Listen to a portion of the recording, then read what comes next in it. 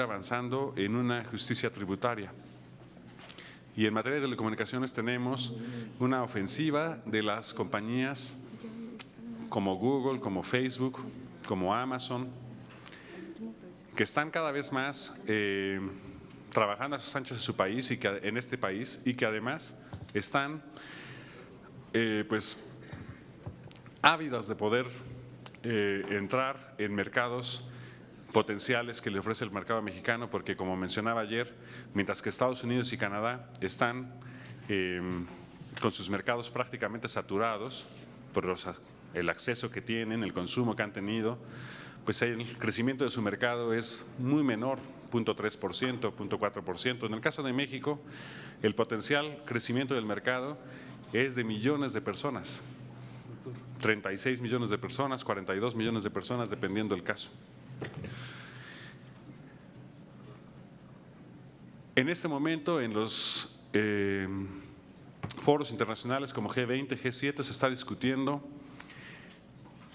cómo se va a poder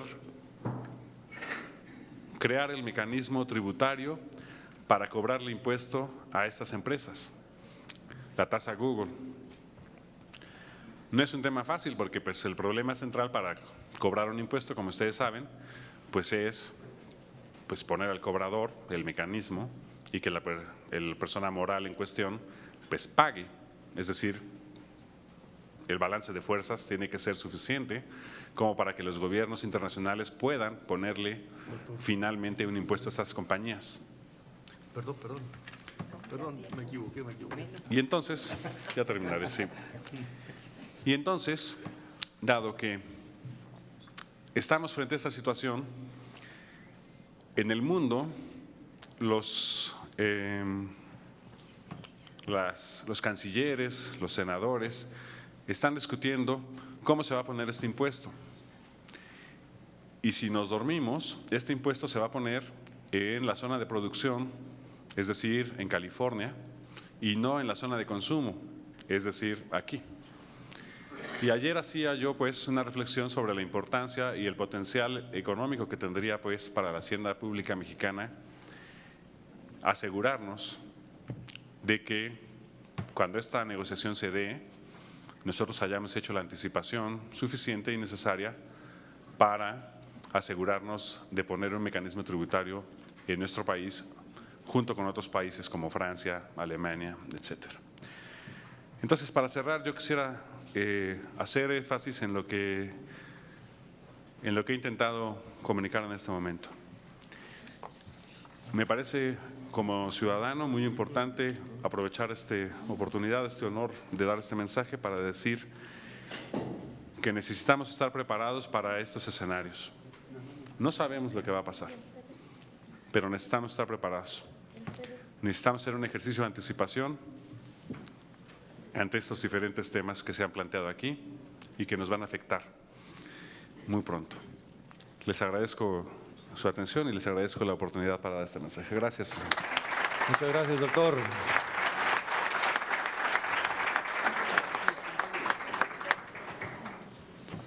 Para finalizar, quisiéramos solicitar la intervención del senador Alejandro Armenta, quien es licenciado en Administración Pública en la Benemérita Universidad Autónoma de Puebla y maestro en Administración Pública de Calidad en la Gestión Pública Local en el Instituto Nacional de Administración Pública.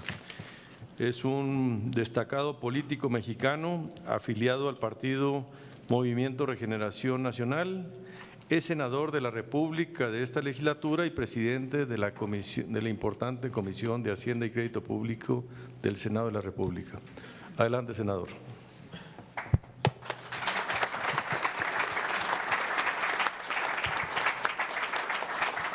Muchas gracias. Gracias, compañero presidente de la Comisión de Economía, senador Gustavo, doctoras, doctores, maestros académicos, invitados especiales. El propósito de esta participación busca enmarcar, después de haber escuchado ponencias, exposiciones magistrales sobre la economía mundial, sobre la importancia, el momento histórico del acuerdo comercial con Canadá y Estados Unidos. Después de haber escuchado en voz de expertas y expertos el contexto de esta disputa por la hegemonía política y económica entre China y Estados Unidos, después de que voces expertas han analizado el contexto que representa el proceso electoral en el que Donald Trump busca reelegirse y que afecta indudablemente a nuestro país, después de haberse analizado aquí en la mesa, en este conversatorio, el contexto de cómo nuestra economía depende indudablemente de Estados Unidos, no solo por la ubicación geopolítica histórica inevitable, sino por la correlación económica, por ser el primer exportador y por haber desplazado a China, y por la indudable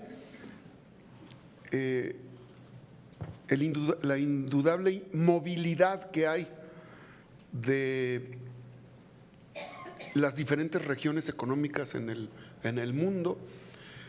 Lo que yo pretendo hacer es un poco ubicar el contexto hacendario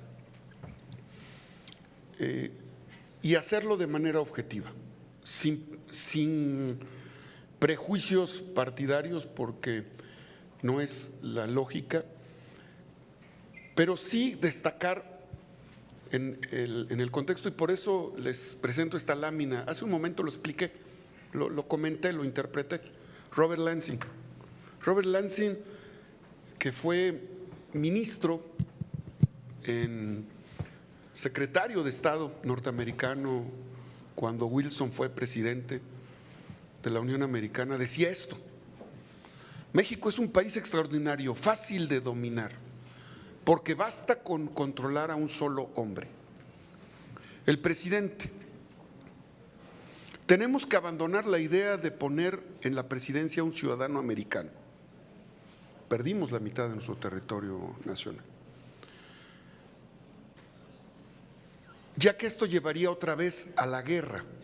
La solución necesita más tiempo, y él aconseja al presidente de Estados Unidos: debemos abrir a los jóvenes mexicanos ambiciosos las puertas de nuestras universidades y hacer el esfuerzo de educarlos en el modo de vida americano, de nuestros valores y el respeto al liderazgo de Estados Unidos. Con el tiempo, esos jóvenes llegarán a ocupar cargos importantes. Finalmente se adueñarán de la presidencia. Entonces, sin necesidad de que Estados Unidos gaste un centavo o dispare un tiro, hará lo que queramos y lo hará mejor y más radicalmente que nosotros. Robert Lansing, secretario de Estado norteamericano, periodo 1915-1920. Esta lámina nos lleva a entender por qué hace un momento, con vehemencia, doctores de la UNAM decían y explicaban por qué el Tratado de Libre Comercio atiende a un segmento de la economía y no al resto. ¿Por qué nuestro país no ha logrado diversificar su economía y ha volteado los ojos a el Medio Oriente, al sur del continente, América Latina, Asia, África, Europa? ¿Y por qué nos convertimos en un país donde le dimos al mundo el cacao, el maíz, el aguacate, y hoy importamos maíz? Y aquí en este mismo conversatorio se expuso cómo Japón es una de las principales economías, cómo Rusia tiene una gran injerencia en su política energética con la producción de gas, cómo interviene el Estado y cómo Japón, sin tener una gota de petróleo en el subsuelo, es tal vez, se encuentra entre los 5 países del mundo con mayor producción de gasolina y derivados del petróleo. Y siguen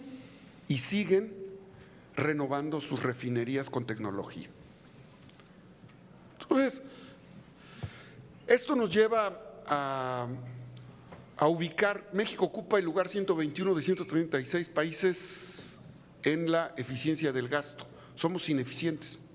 Por eso es que nosotros partimos